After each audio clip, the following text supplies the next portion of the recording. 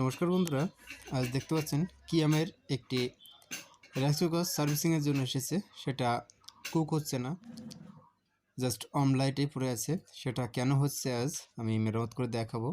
আশা করছি ভিডিওটি সম্পূর্ণ জুড়ে আপনারা থাকবেন। সর্বপ্রথম আমরা যে কাজটি করব,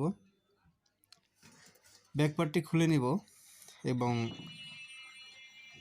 সর্বপ্রথম আমাদের যে কাজটি করতে না করলে নয়, সেটা হলো কয়েলটা চেক করতে হবে যে কয়েলটা কোনো সমস্যা আছে কিনা। সবথেকে গুরুত্বপূর্ণ এবং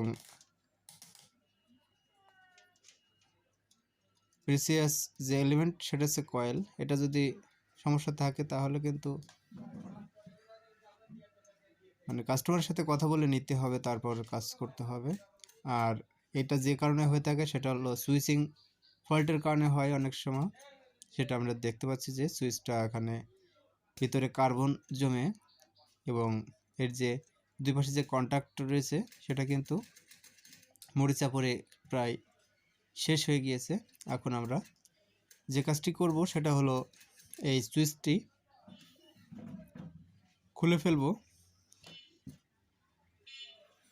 সুইচটি খুলবার পূর্বে এর আউটপুট সাইড হচ্ছে এই রাইট সাইডে,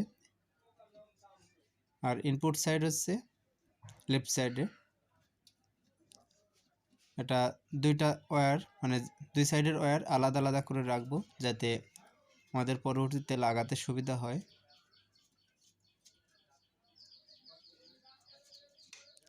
আর আমি রিয়েল টাইম ভিডিও দেওয়ার চেষ্টা করি এই জন্য যারা জানেন না বা নিজেরাই করতে চান যে এই ছোটোখাটো একটি সার্ভিসিং, আপনারা এই ভিডিওটি একটিমাত্র দেখলেই আপনারা জানতে পারবেন এবং নিজেরাই বাসা থেকেই মেরামত করে নিতে পারবেন, কোনো ইলেকট্রিশিয়ান বা টেকনিশিয়ানের কাছ থেকে তার কাছে না যেয়ে। দেখাচ্ছি আপনাদের যে এখানে যে সুইচটি সেটা নষ্ট হয়ে গেছে এবং আমি একটি নতুন সুইচ এখানে স্থাপন করব। এটা দেখতে পাচ্ছেন যে কন্ট্যাক্ট পয়েন্ট কত স্ট্রং, আর ওটা দুই পাশে কার্বন জমে একেবারে নাজেহাল অবস্থা হয়ে গিয়েছে। এই জন্য আমি একবারে চেঞ্জ করে দিচ্ছি এটা। আর সুইচটি ভালোভাবে বডির সাথে অ্যাডজাস্ট করে দিবেন যাতে কোনো লুজ না থাকে।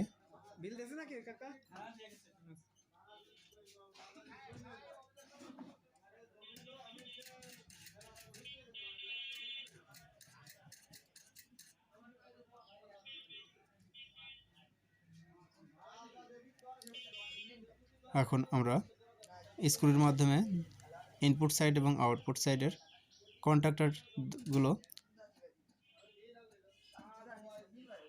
লাগিয়ে নেব, যে কানেক্টরগুলো রয়েছে।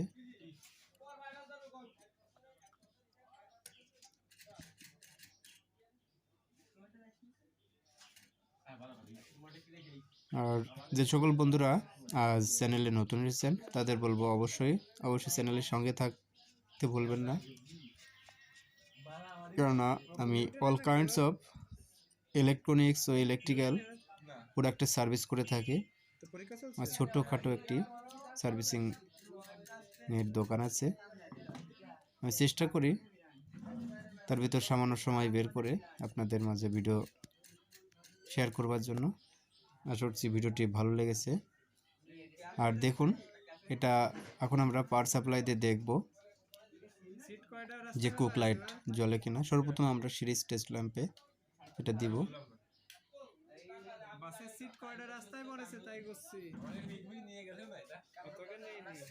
দেখতে পাচ্ছেন যে সিরিজ লাইট জ্বলছে। আসলে আমাদের এখানে পাম্প থেকে কুকে যাচ্ছে। এখন আমরা ব্যাকশেলটা বডির সাথে লাগিয়ে নিব। এখন দেখুন, আমরা লাইনে দিয়ে দেখছি যে কুকে কিন্তু লাইট যাচ্ছে, অর্থাৎ আমাদের রান্না হবে। ধন্যবাদ সকলকে।